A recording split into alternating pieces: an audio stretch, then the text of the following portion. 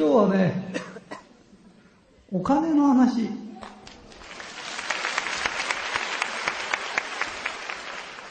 みっちゃん先生、書いた紙どうしたっけ？いや、自分で話すとね、話飛ばしちゃうんだよ。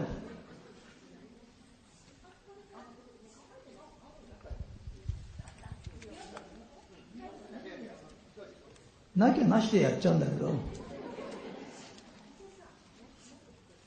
今大丈夫です。持ってきます。フランス語で書いたやつがあるから日本絶対書けない。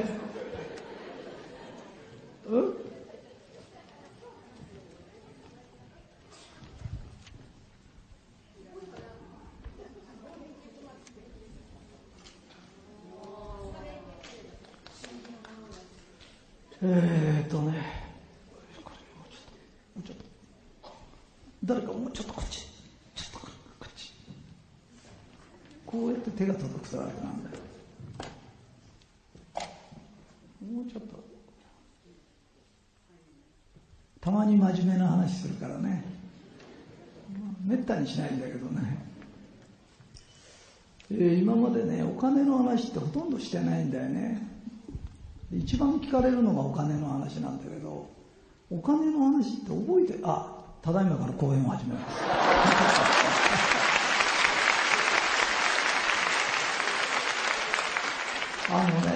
お金だけは、こうすると確率が良くなるよってだけなの。これをやったらお金持ちになっちゃうっていうものはないの。ただ、これをやるとものすごい勢いでお金持ちになる確率が上がるよっていう、確率論なの。で、4つあるからね、10×10×10× っていうように覚えて、1個でもできれば大したもんだ。で、今日は4つ教えるけど、1個だけ覚えて帰って。いや、もう2個覚えよう。4つとも覚えたいだろうけどね。まずね、お金持ちになる人ってね、これだけ覚えてね、お金を持てない人っているでしょ。お金に愛されない人。簡単に言うとね、お金に対する偏見を持ってる。このみんな自分がお金に偏見がないと思ってるでしょ。あるんだよ、それが。そのお金の偏見っていうのが人の偏見に出るんだよ。簡単に言うとね、誰かがちょっとしか働かなくてとお金を儲けてるとするよね。それに対して腹立てるんだよ。簡単に言うとなんていうの、うちの親役は私よりろくに働いてないのに私より高い給料もらってるとか、そのことに対して腹立つんだよ。それから同級生が例えば勉強もできなかったし自分より運動もできなかった。ところがそういうやつが親に家建ててもらった。 OK？ そう、腹立てる人がいるんだよ。腹立てるってことは許せないんだよな。わかる？うまくお金が入ってきたやつを許せないんだよ。そうすると、そういうお金が余分に入ってくるようなことを許せませんっていう波動を天に出すんだよ。わかるかな？実力以上で構わないの。この前みっちゃん先生がね、今売れてる本で大金持ちごっこって書いたんだよね。で、ライターさんが書いてくれて一行も書いてないんだよ。いや、そこなんだよ。普通は全部自分でやったことをすごいって言うんだよ。だけど本書ける人でも出ないんだよ、本って。それ書けない人が出ちゃうんだよ。そこがすごいんだよ。ここに来てる人はすごいタイプなんだよ。すごい人の出世の仕方って違うんだよ。意外。よかったねっていうのが魔法の言葉なの。実力もない人間が親に家建ててもらった。よかったねって言えばいい。だって実力があったらとっくに持ってるんだもんな。実力がない人がなんかいいことがあるとよかったねなんだよ。わかるかな。で、やきもち、いや、嫉妬だよな。嫉妬。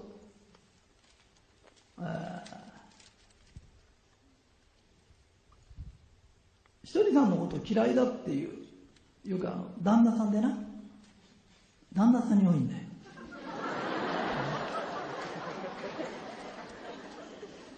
そうね、わかるんだよ。旦那さんって家族のためとか、会社のためとかっつって、ものすごく頑張ってて、言いたいことも言わずに努力してるんだよな。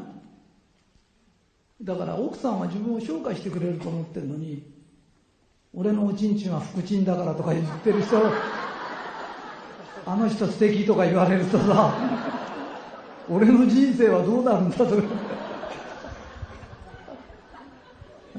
本当は自分もモテたいんだよな。自分も本当は言いたいこと言いたいの。言わずに我慢してるんだよ。みんなも覚えとかなきゃいけないのは、人にいいことがあった時、よかったねってスッと言えると、同じことが起きるんだよ。この前、うちの子供の教育どうしたらいいでしょうっていう人がいて、英才教育しなって言った。で、英才教育ってどういうんですかって言うと、お金に対する英才教育な。俺は英才教育されて育っちゃったんだよ。お金って子供の時に3つの使い方があって、一番昔な、家の手伝いは当たり前だ、ただで働かされてた時あるんだよ。その時は日本が一番貧しかったの。わかるかな。で、そのうちにだんだんこう、みんなもやってるかもわかんないんだけど、子供が例えばお手伝いするといくらあげるよ。例えば毎日下駄箱掃除すると100円あげるよとか。わかるかい？これをやるとどうなるかというと、働けばお金になると思うんだよ。OK ですか？ここまで。で、それはいいんだよ。これは続けなきゃいけないよ。働いたらお金くれる。で、次にやらなきゃ、それでは英才教育にならないね。英才教育っていうのは脈絡もなく突然1万円あげたりするんだよ。それが誕生日とかお正月とかじゃダメなんだよ。なんで今日くれるんだ？なんで今日くれるんだって突然もらうんだよ。そうすると脳は、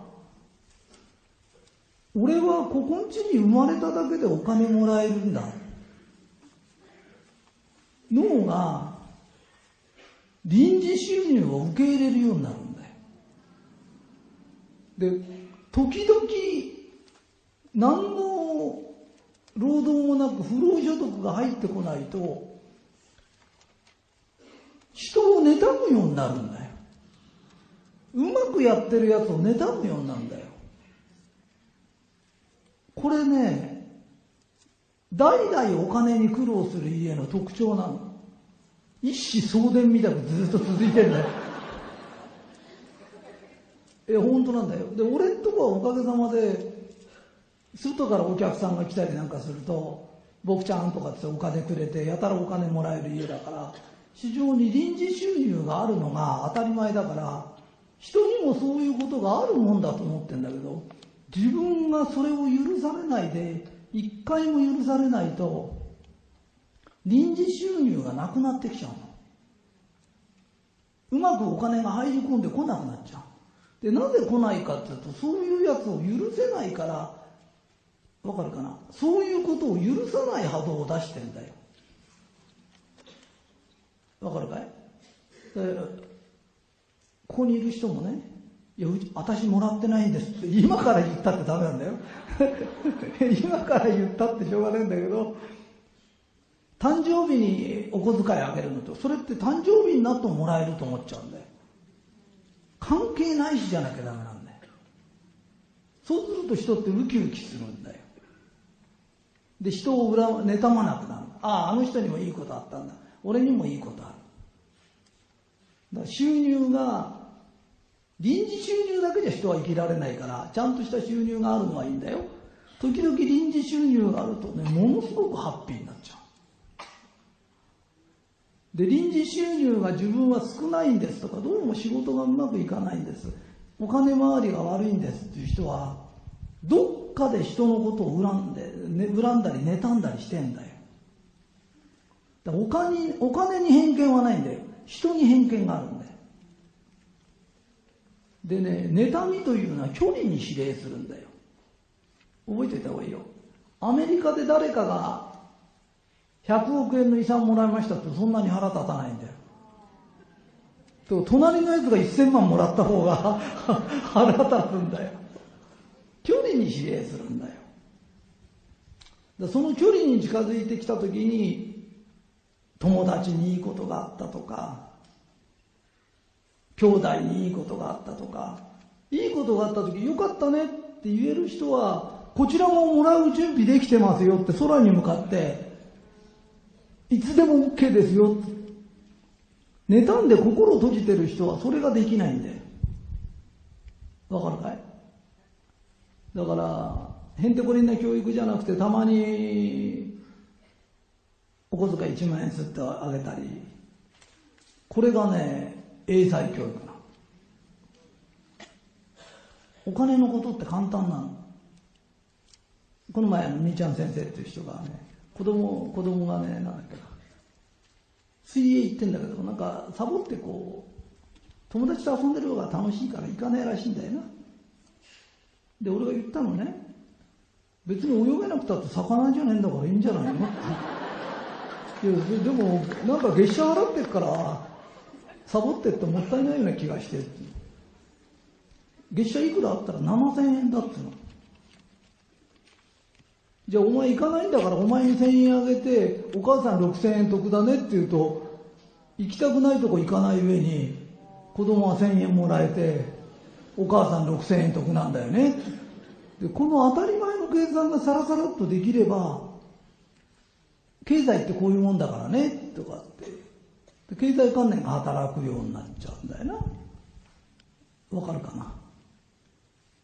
で、なんか周りが泳げると自分も泳げなきゃいけないような気がするけど、全然俺泳げないからね。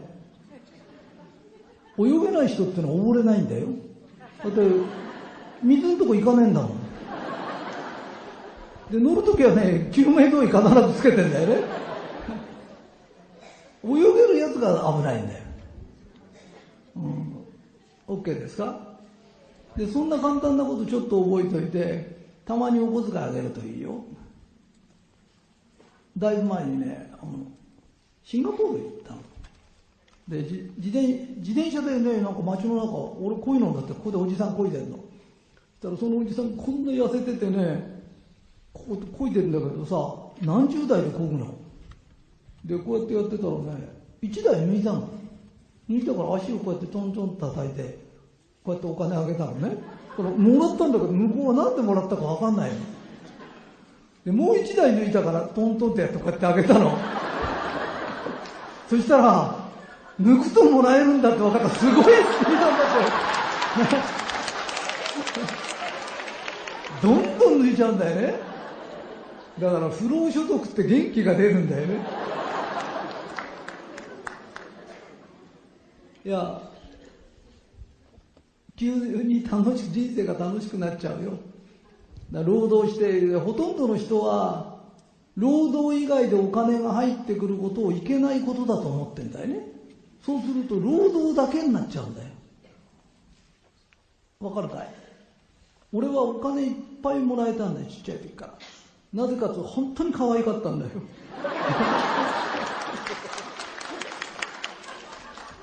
いや、それ大きいんだよ。人に愛されるって親が子供を愛してないわけじゃないんだよな。自分たちが働いた時は働いてお小遣いももらえなかったんだよな。その頃の日本は豊かでしたかって言うと貧しいよな。豊かになったら働いた分ぐらいお手伝いするとお小遣いくれるようになったんだよな。でもそうじゃないんだよ。ロックフェラーの息子でもなんでも大学の時にアルバイトみんなするの。外国では大金持ちでもするの。だからってアルバイトの金で生きろとは言わないんだよ、親は。だいたい働くと一日どのぐらいかを教えるために働かせるんだよ。言ってることわかるかい？だけど大学の費用だとかお金がかかることはちゃんとくれるんだよ。不労所得もあるんだよ。金持ちの家はダブルで知ってるんだよ。でこれが偏っちゃダメなんだよ。簡単に言うとなんていうの、働かないでお小遣いばっかしもらってる人も社会で通用しないんだよ。働いた分だけしか全く収入がないよあれすると貧しくなっちゃうんだよ。で逆に言うとうまく収入が入ってくる人を見ると腹立てるようになっちゃうんだよ。腹立てると天に向かって世間に向かっても許せない波動を出すんだよ。許せない結果お金が入ってる人は別に何の問題もないんだよ。許せないあなたにだけ入らないんだよ。だって許せないのはあんたなんだもん。もらってる方は許してんだもん。全然もっともらいたいと思ってるぐらいなんだよな。わかるかい？だから人の幸せを願わなきゃいけないよ。これがうちのお弟子さんが一番最初にやりなさいって言われた。この人に全ての良きことが流れのごとく起きます。わかるかな？要するに人の幸せを願うことから始めな。人にいいことがあったらよかったね言えるようになんな。まずこれをやらないとできないよ。だから仕事が成功したからでしょ。仕事やってて仕事が大きくなっても金の苦労してる人って山ほどいるんだよ。わかるかい？サラリーマンですけど臨時収入がやたら入ってきちゃうっていうとか、うまくいっちゃう人って親から財産もらう人からいろんなのいるんだよね。おしなべて人のいいことをよかったねって言える人。今日覚えなきゃいけないの一個だけ。人にいいことあったらよかったね。たったこれだけなんだよ。だから一番最初に俺のお弟子さんが習ったことも実はそれなの。OK？ 2個目も聞きたい？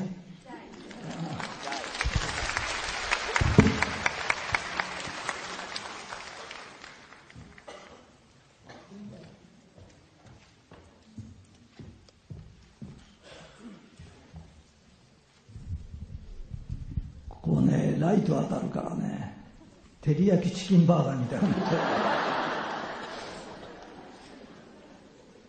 あとね、2番目ね、不労所得がある、何があるって言っても、不労所得って100円の人も100万円の人もいるんだよ。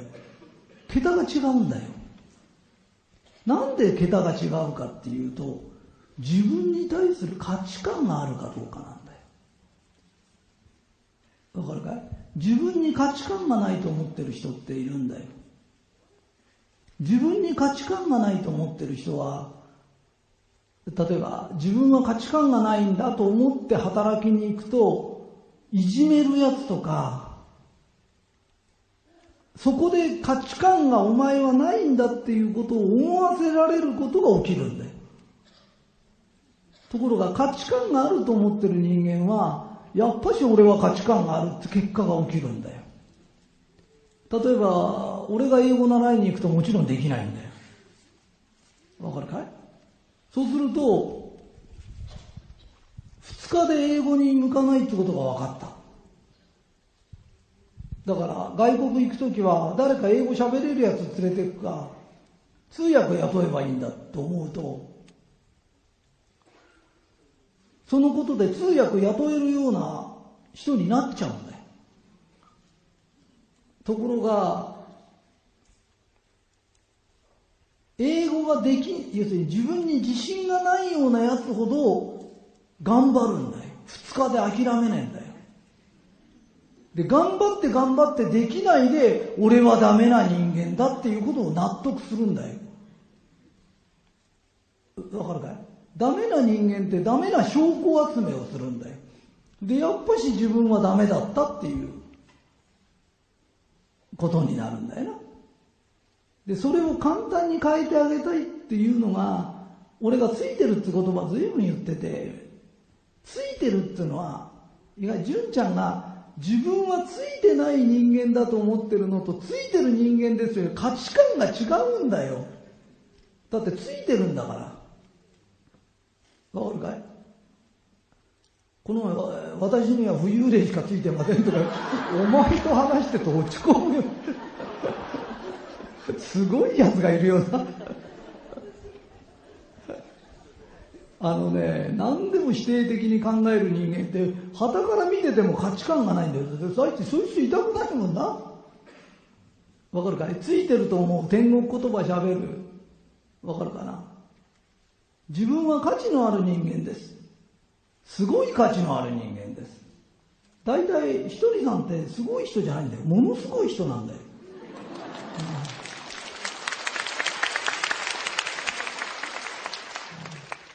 で、ものすごい人に共鳴してくる人っていうのは、同じ波動を持ってるからすごい人なんだよ。わかるかい？それと、俺たちの脳っていうのは、機械にすると地球と同じ大きさになっちゃうぐらいすごいものなんだよ。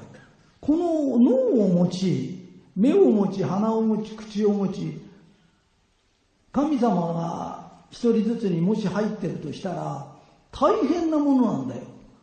で、神様はすごいものをいっぱいつけてくれてるんだよ。わかるかい？で、すごいものをいっぱいつけられてるのに、自分は価値がないって言ってると、神様は頭へ来るんだよ。そうすると、お前のどこが価値がないんだって。いや、僕はこれでもできません、あれもできません。できないことはお願いしてやってもらうもんなんだよ。必要なんだよ。全部できたら可愛みがねえんだよ。できないことはね、俺これとこれできないから助けてとかって言うとやってくれんだよ。俺もできないこと山ほどあるんだよ。だけどできることはやってあげて、やってあげてありがとうと言われ、やってもらってありがとうと言い、これが人間の生きる姿なんだよ。それをこれとこれはできないからダメなんです。本当はね、ダメだと思った理由はね、99% 親なんだよ。親ってね、自分以上にしたがるんだよ、子供に。それの期待に応えようとすると、あんたが産んだ子がそんなに出来がいいわけねえだろ。それを、今ね、子供がかわいそうなのは、昔金がなかったんだよ。わかるかい？金がないから、みんなで金がないで住んでたんだよ。ところが今お金があるから、お母さんピアノできないのに子供に習わせようとしたりするんだよ。英語喋らせようとしたら自分だって喋れねえだろうって。その期待に応えようとすると子供がおかしくなっちゃうんだよ。で、親の期待に応えられない自分をダメな人間だって言っちゃうんだよ。この前女の子で本当に成績いいんだけど、自分が90点取ると親戚の子は100点だとかって言うんだよ。傷つくよ。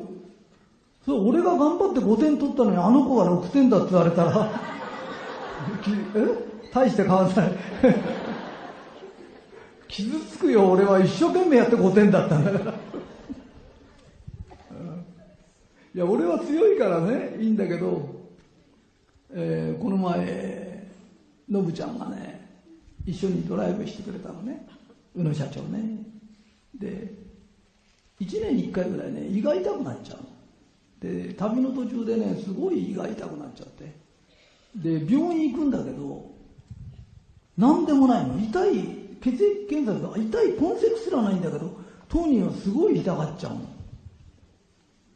で、なんでそんなことが毎年起きちゃうんですかって言うと、のぶちゃんはいい人やりすぎなの。みんなから好かれようとしちゃダメなの。みんなから好かれるのはね、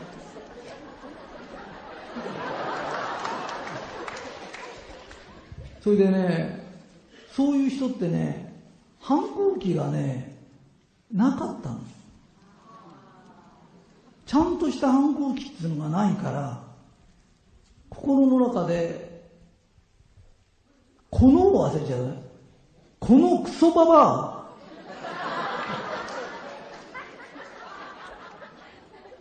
このクソババアって心の中で何回も唱えると、親との、要するに親の価値観から抜けられるの。で、育ちがいい人はこのクソババアとか言えないから、このうんこおばあ様とか、これを言うことによって、でも、両方ともこのはつけないとダメ。このうんこおばあ様とか言うと、何回か心の中で言うと、壁が崩れるの。これ心理学的にも全くそうなの。要するに、お父さんかお母さんのよく育てようというふうに答えられなかったんだよね。それで自分の子を傷つけちゃうと、自分に今度価値観がなくなってくると、いい人を価値観にしようとするんだよ。そうすると、自分のことを嫌ってるやつ、妬んでるやつ、おかしなやつにまで好かれようとするんだよ。で、原因は親なの。親の過剰な期待に応えて、途中でね、反抗期があった人はいいの。俺なんか生まれた時から反抗期なんだよ。ずっと。爽やかだよ。でもそれで傷ついちゃうんだよな。だから自分に価値観ってね、価値観のない人は親の期待に応えられなかったの。で、いい子やりすぎちゃったの。だからそれをやめればいいの。でね、みんな、ひとりさんを選んだってことだけで価値があるの。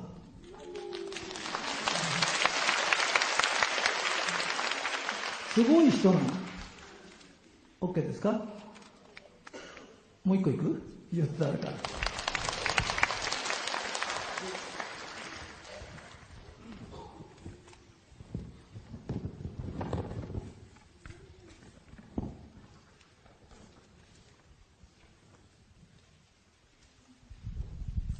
あとね、大金だよ。大金持ちたかったらね、覚えてなきゃいけないことがある。お金はね、いくらでもあるんだよ。それをお金はないと思ってる人がいるんだよ。お金はいくらでもあるんだよ。で、なんであるかっていうと、意外？恵美子さんを血液全部抜いたら血液はいくつですっていうような、何 cc ですって。人間の体には血液はいくつですっていうような。だけど、血液って回ってんだよ。生きてるうちいっぱい回ってんだから、その量たるはどのぐらいかって大変な量なんだよ。わかるかい？例えば俺が何百億お金を持とうが、持って歩いてないよね。ってことは銀行にあるんだよな。で、銀行は貸し出してんだよ。で、ぐるぐるぐるぐる回ってるんだよ。OK？ だから、その回ってるのの流れをちょっと変えればいいんだよな。で、恵美子さんと俺が私立学校で会った時に、一番最初に俺が言ったの、お前とは縁が長くなるけど、この世の中にはお金の流れの川がある。その川の流れに水をちょっと手を入れて、流れを変えてみないか。意外。医療費っていうのは例えばだよ。20兆円かかってんだよ。国が出してるだけで、個人が出してるの入れたらもっとだよ。その他に針だとか灸だとか飲んでる薬だとか入れると大変なんだよ。1兆円っていうのは1000兆円、じゃあ1000億が10個集まったの1万億が1兆円なんだよ。わかるかい？それが毎年ぐるぐる流れてる川があるんだよ。で、みんなが治ってんですかって治ってるわけじゃないよな。医療費が増え続けてるってことは病人が増え続けてんだよな。もしそこの流れをちょっと変えたら、膨大にお金が入ってくるんだよ。で、入ってきたお金はどうなるかっていうと、また銀行に上がってってまた流れるんだよ。お金がないと思ってる人はないんだから、脳はないんだから、集める気にはならないんだよ。で、人間の脳は怠け者なんだよ。新しい考えを嫌うんだよ。今まで通りにしてりゃ一番楽なんだよ。ところが、あると思ってる人間にはあるんだよ。で、お金はぐるぐる回って、簡単に言うと、バブルの時は周りが良かっただけなんだよ。あの後貿易収支はずーっと黒字ってことは日本のお金は増え続けんだよ。周りが足んないだけなんだよ。わかるかい？だから、あるんだと、あるものを稼げばいいんだ。これを思えないとダメなんだよ。で、3番目まで行けとは言わないよ。簡単に言うと、1番目のお金に偏見持つなっていうのと、自分に価値観があるってだけで相当違うから。だけど、大金っていうのを、大金っていうのを持とうとしたら、お金が世の中にないと思ってる人間は、お金持ちにはまずなれない。お金持ちの息子は家に金があるの知ってんだよ。だから金がないって言わないんだよ。わかるかい？で、これが3つ目。で、4つ目もいく？全部できなくてもいいからね。ひとりさんがそんなこと考えてるのかなっていう。なんか最近俺ね、ピアノの話ばっかりしてたら、この前ピアノの先生にね、ピアノばっかし言わないでくださいって言われたんだけど。いや、悪いがないの。いや、ピアノとか習い事してるのはね、何千億とかってあるんだよな。日本中でピアノ習ってる人って。で、ほとんどの人が、ピアノやって、ピアノの先生っていうのは辛いとかそういうのを乗り越えた人なんだよ。だから辛いのをやっちゃうんだよ。だけど本当はこの頃に一番飽きるなとかっていう時に、こういう時流行りの曲弾かせるとか、要するに楽しさを教えて何かアレンジして出せば、そこの流れから流れが変わるよって言ってんだよな。わかるかい？ところがなかなか変えられないのは、自分が苦しいのを乗り越えた人なんだよ。で、俺は苦しいのが大嫌いなんだよ。俺が何かやるとまず苦しくないことを始めんだよ。わかるかい？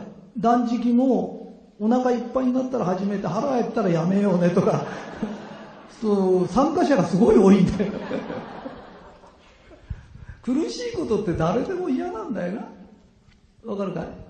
だからピアノでも何でも流れをちょっと変えて、楽しいピアノ教室ってやったら、そんなとこは嫌だっつうのもいるんだよ。だからそういうのはよそ行きゃいいんだよな。わかる？楽しく習いたいって人だから、指さのきの動きが良くなれば弾けるんだから楽しくやろうよって言った方がいい生徒もいるんだよな。わかるかい？で、4つ目。要は、3つ目のお金がないと思ってるやつに入らないの。膨大なお金が流れてるから、流れを変えてあげることは人助けなの。だって、溢れて予想の道を探してんだもん。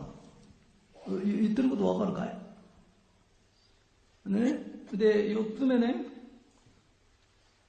お金がうんと入ってきたとするよね。入ってきました。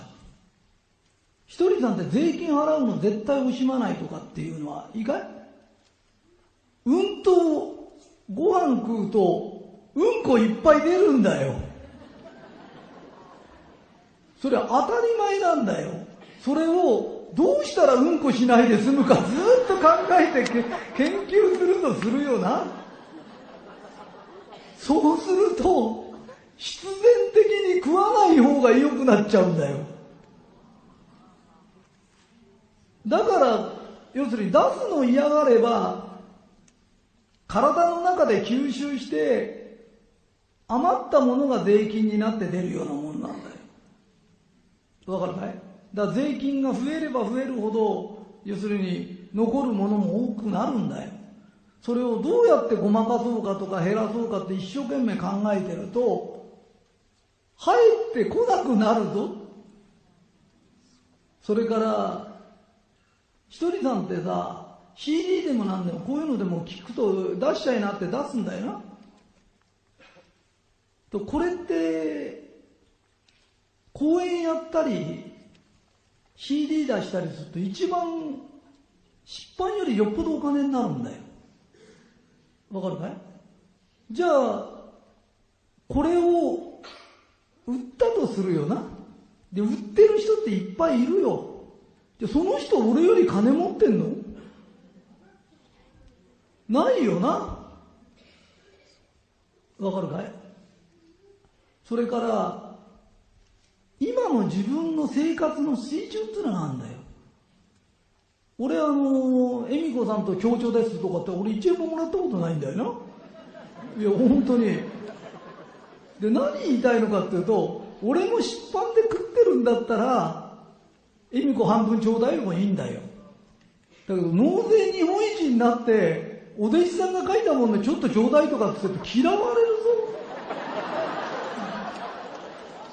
ぞ。いや本当に。だから俺公園やなんかだってこういうとこで恵美子がやるから来てとか、今日こうやってから話してってから話すけど、本当に金もらってやらないんだよ。で金もらってやってる人がいけないんじゃないんだよ。日本っていう国は勝ちゃいいんじゃないんだよ。相撲でもなんでも自分が横綱になったらね、若い人がバーンとぶつかってきたらさってよけちゃって足引っ掛けて転ばしちゃっちゃいけないんだよ。ドンって受けてあげて堂々と戦ってやっぱり勝たなきゃいけないんだよ。だから上になればなるほど最初のうちは分かんないで一生懸命やってても、上になってきた時嫌われるようなことすると他力が入らねえんだよ。わかるかい？出すもの出す。それから社長になってきたりなんかしたら自分ができることでもできないふりしなきゃいけないんだよ。それね、花持たせるっつうんだよ。これは俺のがうまいんだとかって、それじゃ相手が肩なしになっちゃうんだよ。できることでもできないふりしてお前すごいなって言ってるうちにだんだんこうやってやって相手がうまくなってくんだよな。わかるかい？やっぱり心のゆとりってのはないとダメで、心のゆとりがないときってくだらないこと考えないんだよな。ないの。疲れてる時ほど真面目なこと考えてるよな。面白くない時は必ずくたぶれてる。で、元気になってくると本当に面白いこと考えるよね。今日もね、居酒屋で立ち飲みで一番ふさわしくないのはなんだ、もつ煮込みの店みやびとかベルサイユ宮殿とかさくだらないこと考えてると時間が経つんだよな。それがね、くだらないことがやまっちゃう時ってくたぶれてるな。だから電車の中でくたぶれたさおじさんたちいるじゃん。絶対くだらないこと考えてないと思うよ。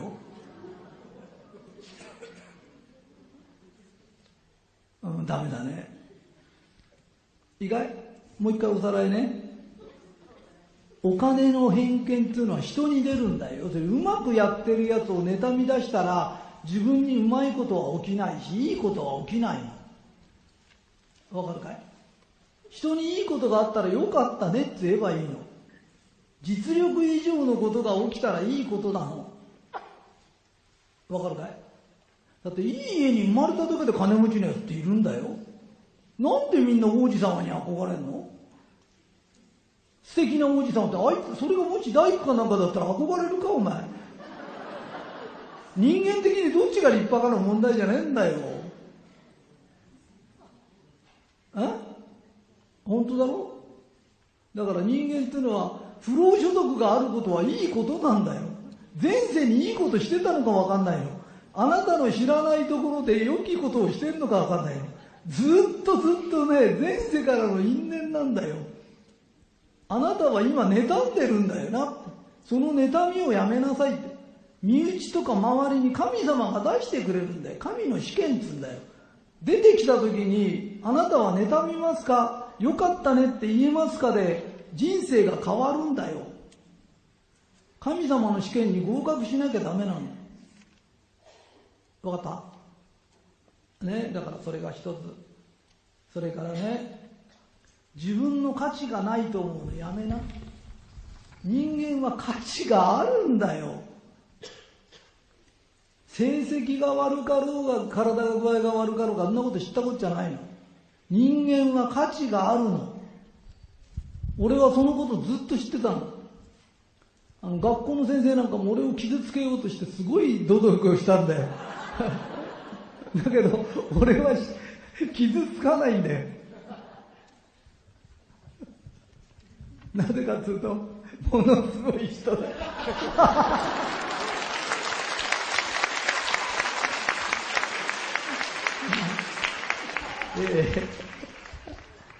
いや、たったこれだけなんだけど、みんなもね、全部できなくたっていいから、一個だけでもいいから、人がいいことあったらよかったね。それから自分は価値がない人間だと思うのは勝手だけど、みんなの中にも大切な魂があるんだよな。それを価値がない価値がないって言ってるのって正しいのかね。わかる？俺はついてないとか運がないとかって言ってて、その人に価値を認めるかね。たったそんなことでずっとしてんだったら、ここへわざわざ来る必要ないよな。わかるかい？人間は価値があるの。あなたが認めなくてもひとりさんは価値があると思ってっから一生懸命喋ってんだよ。